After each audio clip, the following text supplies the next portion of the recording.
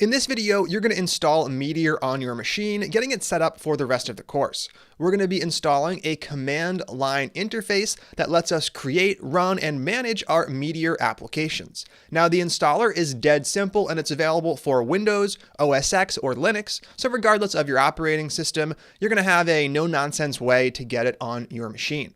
We can grab it by going to meteor.com. Now, as of this filming, the most recent version is 1.4, which you can see here. If there is a more recent version like 1.5 or something else, feel free to install that instead. A bit later in the course, we'll talk about how to create applications and sync up those versions. For now, though, I am going to click the install button, which brings us to a page where we have two options. If you're on Windows, you're going to click this button. It's going to download an installer, an exe file that I can't run on my Mac, but you can run on your Windows machine. It's the kind of installer where you just click next a few times and then you're done. If you're on OS X or Linux, we have a command that we're going to run from the command prompt. This is going to download and run the install script, getting your machine set up.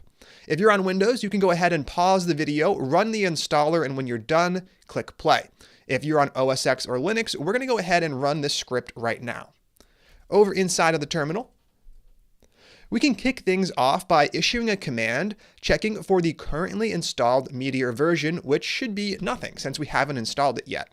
If you're not familiar with the command prompt, that's fine. We're going to be taking it slow for a while. It's essentially a way to execute commands on your machine. Now, the command we're eventually going to install is Meteor, and we can use the version flag --version to tell the Meteor program to print out which version is installed. Before you run the installer, this is going to throw an error, something like command not found. It's trying to run Meteor, but it's not installed. Now, this error message might differ depending on your OS, but that's the general idea.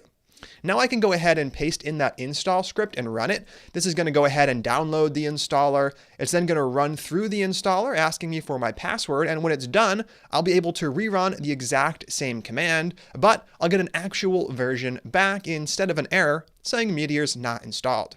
Feel free to pause the video until your installer asks you for the password. Then you can go ahead and click play. Welcome back. The installer finished. If it asked for your password, all you have to do is enter it, and then you should see something like this on OS X or Linux. Now, regardless of your operating system, what we're going to do to confirm that the installation worked is first shut down the terminal. Then we're going to open it back up again, and we're going to rerun the exact same command. Meteor space. We're going to add on that version flag, and we're going to issue this command to the computer. And what do we get back? You see, we get 1.4.2, or the version of Meteor that was available at the time you installed it. Right here, we do have Meteor successfully installed, which is the only goal of this video. We're not going to talk about what exactly we actually installed. That's coming up next. And we're not going to be creating an app yet either. Let's go ahead and wrap this video up by running one more command. We're going to run Meteor. This time, though, instead of using the version flag, we're going to use the --help flag. This is going to print a little bit of documentation about all the things Meteor can do. It can be pretty overwhelming at first, but as you move through the course, you're going to get pretty comfortable with this list of commands. Here we have commands for running our app, like run, and creating our app, right here, create. It says create a new project. We're going to be using that in just a few videos. If you ever forget what a command does or exactly how to use it, you can refer to the help documentation right here.